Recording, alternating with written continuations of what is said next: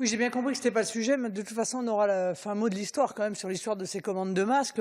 Mon collègue a quitté l'hémicycle, mais en ce qui me concerne, j'ai déposé une question écrite le 23 février. Quand ont-ils été commandés? À qui? À quel prix? Et quelle date de livraison? J'ai toujours pas de réponse. Donc un jour, peut-être en 2022, nous aurons une réponse à cela. Moi, si vous voulez, j'essaye de m'extraire de cet hémicycle pour avoir la vision que pourraient avoir les Français qui écoutent ces débats. Le président de la République est venu, nous a dit on est en guerre. C'est quand même pas rien comme propos. On est en guerre. Tous les jours, on apprend qu'on n'a rien. D'abord, on n'a pas de traitement et on n'a pas de vaccin. Si je puis me permettre, c'est encore de la faute de personne, mais c'est un fait. On mène une guerre, on n'a pas de traitement, on n'a pas de vaccin. Mais on n'a même pas les éléments essentiels de protection.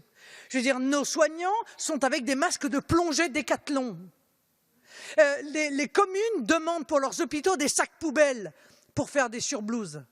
On n'a pas de masques, on n'a pas de gants, et ça a été la croix et la bannière pour avoir des gels hydroalcooliques. Et aujourd'hui, on est en train de se dire « Ah, on ne va pas demander en dessous de 5,5 de TVA, parce que sinon, avec la Commission européenne, ça risque un peu de frictionner. Alors, pour être sûr juridiquement qu'on ne va pas déplaire à Madame von der Leyen, eh bien, on va dire 5,5. » Mais sérieusement, qu'est-ce que vous croyez que les Français peuvent imaginer du rôle de l'Union européenne qui aujourd'hui nous empêcherait donc d'avoir un taux de TVA le plus bas possible sur le seul élément de protection qui peut sauver des vies aujourd'hui? Je vous le dis, le seul, parce que c'est une réalité et une réalité médicale et scientifique.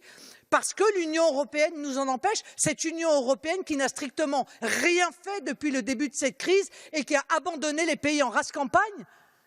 Sérieusement, je pense que ce combat juridique, il mériterait quand même d'être mené. Merci, Monsieur Pupponi.